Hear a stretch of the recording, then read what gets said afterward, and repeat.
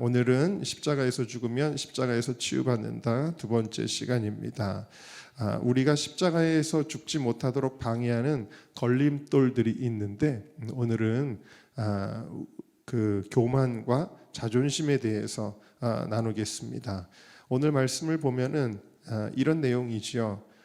내가 나아만 장군이 그 나라에서는 굉장한 영웅 같은 사람이거든요. 전쟁에서 승리하고 나라를 구한 영웅 같은 사람이 이 나아만 장군이에요. 그래서 왕 다음으로 존귀히 여김을 받는 사람인데, 아니 와보니까 엘리사 선지자가 문도 안 열어보고 나와보지도 않는 거예요. 그러더니 그냥 하인을 보내가지고는 요단강에 가서 그 쫄쫄 흐르는 흙탕물 같은 요단강에 가서 7번을 씻으라라고 이야기를 하니까 굉장히 자존심이 이제 상하는 겁니다. 그래서 내가 누군데 내다보지도 않네.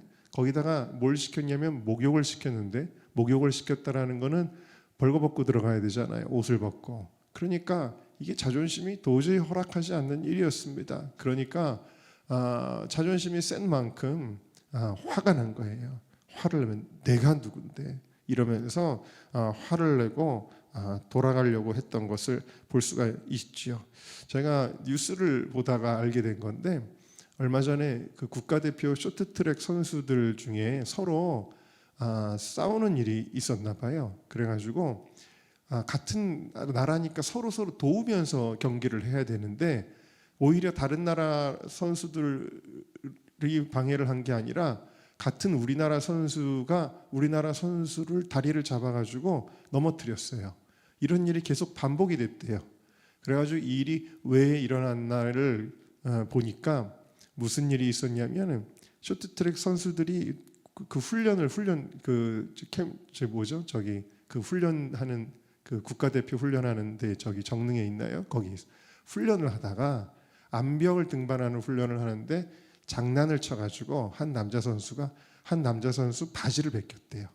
근데 여자 선수들이 다 있는 데서 그랬대요. 근데 뭐 완전히 벗겨진 건 아니고 좀 내려간 것 같은데, 근데 이게 너무 수치스러웠던 거예요. 그래가지고 고소를 하고, 그리고 이제 막 완전히 원한이 맺힌 거죠. 그래서 그 일을 당했던 선수가 경기 중에 같은 나라의 선수의 다리를 잡아가지고 잡아뜨리고 자기가 실격되는 한이 있어도 막 이런 일이 반복이 됐어요.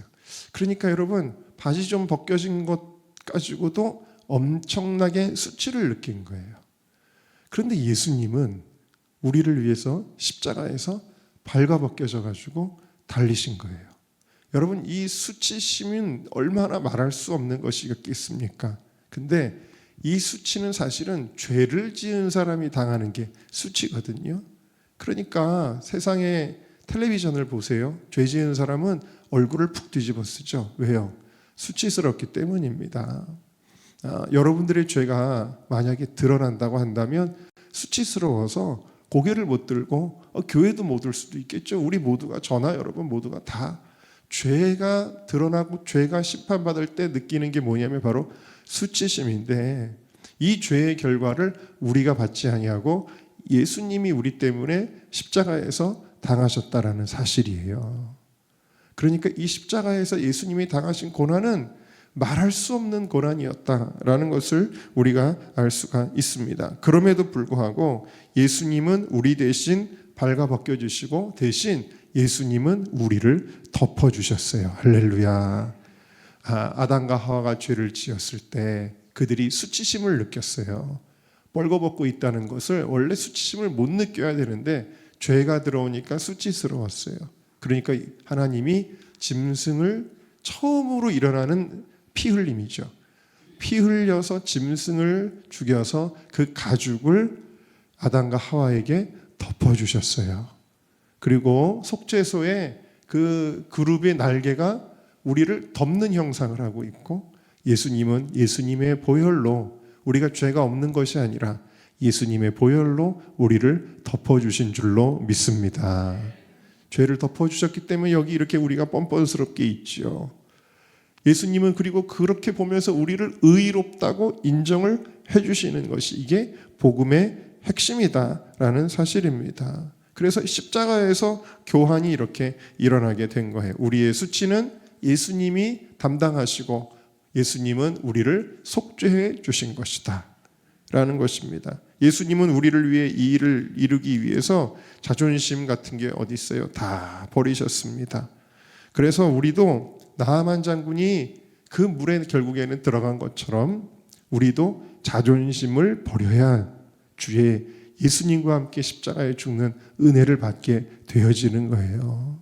자존심, 내가 이런 사람인데, 교회 안에서도 우리가 내가 이런 사람인데 내가 이렇게밖에 대우를 못 받나?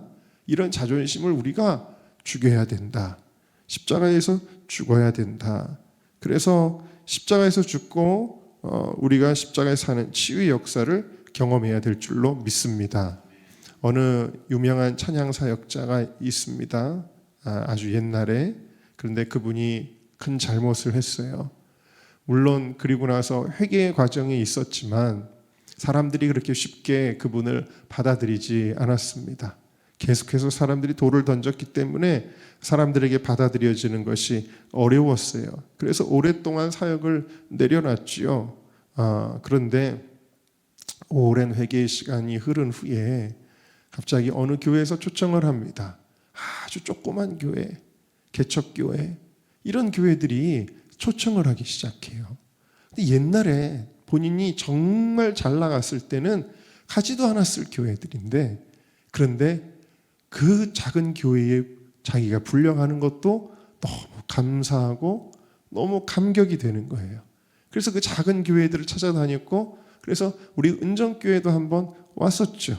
기억이 나실 겁니다. 그분이 그렇게 와서 겸손하게, 옛날 같으면 아주 연예인처럼 했을 뿐인데 겸손하게 그렇게 자기의 낮은 모습으로 찬양하고 또 간증하고 그런 거를 보게 되었지요. 그리고 이분은 원래 아주 정통적인 장로교 아주 그런 교회였대요. 그래서 이 교회는 오직 말씀만 있지 어디 기도를 시끄럽게 해, 크게 해, 어디 방언을 해, 이런 교회였대요.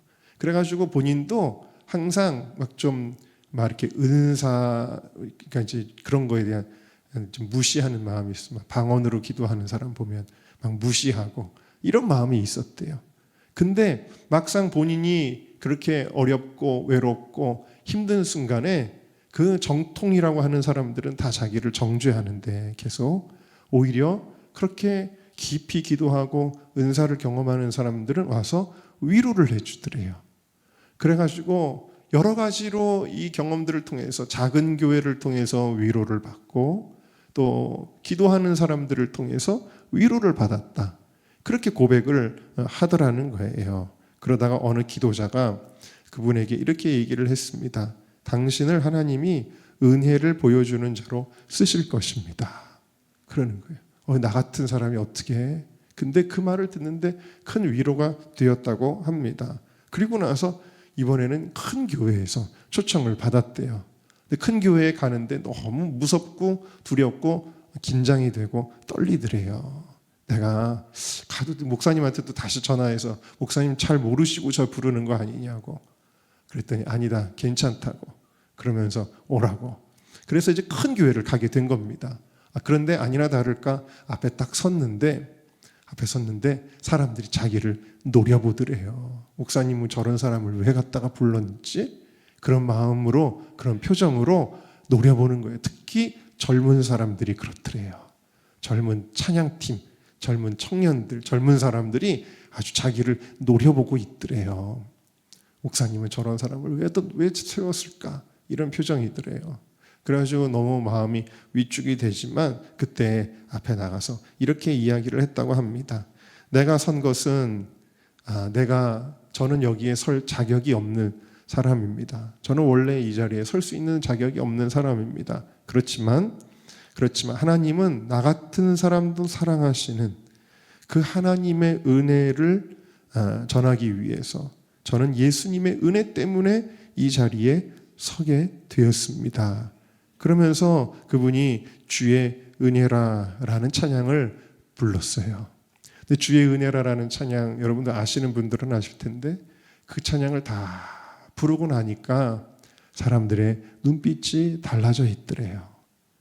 예수님의 복음이 전달이 될 때 그때 오히려 우리의 허물을 덮어주는 마음이 생겨나게 되는 줄로 믿습니다. 저는 이런 케이스들의 사람들을 향해서 항상 너무 이렇게 막 비판하고 정죄하고 이런 쓰레기 같은 사람이 어떻게 다시 사역을 할 수 있어 이렇게 말하는 사람들이 인기 있는 시대거든요. 사실은 그 목사님들도 그렇게 함으로써 자기가 굉장히 정의롭게 보이려고 그러더라고요. 보면 요즘 시대는 그래요.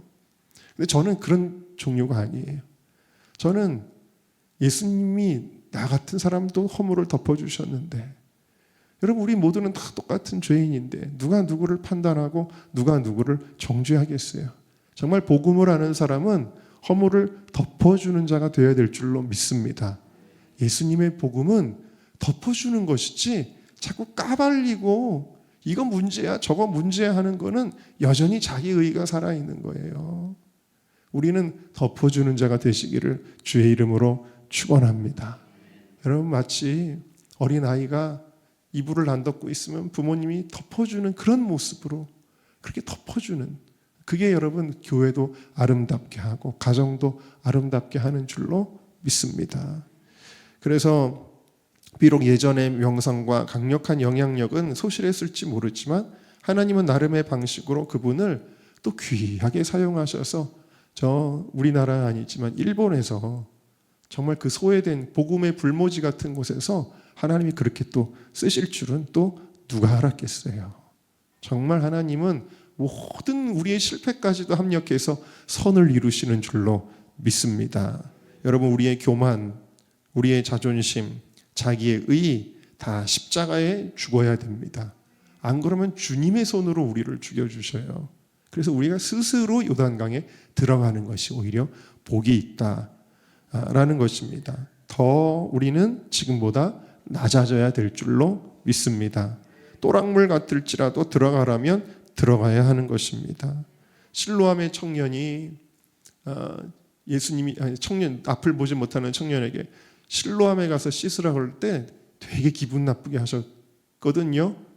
물론 일부러 그런 것은 아니겠지만 예수님이 침을 뱉어서 눈에다가 바르고 실로암에 가서 씻어라. 근데 여러분 자존심 센 사람 같으면 제 얼굴에다 뭐 하시는 거예요? 그러면서 휙 거부하고 돌아갔으면 이 청년은 눈을 못 떴을 것이고 오늘 여러분 군대에서 가장 많이 부르는 찬양 실로암이란 노래는 탄생하지 못했을 거예요. 그렇지만 겸손하게 죽을 때에 여러분 그 역사가 일어난 줄로 믿습니다.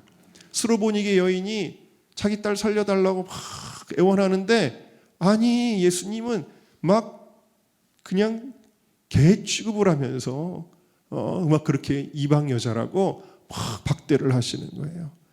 그럴 때 자존심 센 여가 같았으면은 에이 뭐 이래 이러면서 그럴 텐데 아닙니다. 주님 개들도 주인의 상에서 떨어지는 부스러기를 먹습니다. 주님 저에게 메인 코스는 제가 감히 쳐다보지도 못하겠지만 그 상에서 떨어지는 부스러기라도 먹게 하여 주옵소서. 겸손한 마음으로 나갈 때 치유의 역사가 일어난 줄로 믿습니다. 여러분 그래서 오늘 이 새벽에도 우리가 더 낮아지고 더 깨어지고 더 씻어지는 그런 저와 여러분 모두가 다 되시기를 주님의 이름으로 축원합니다.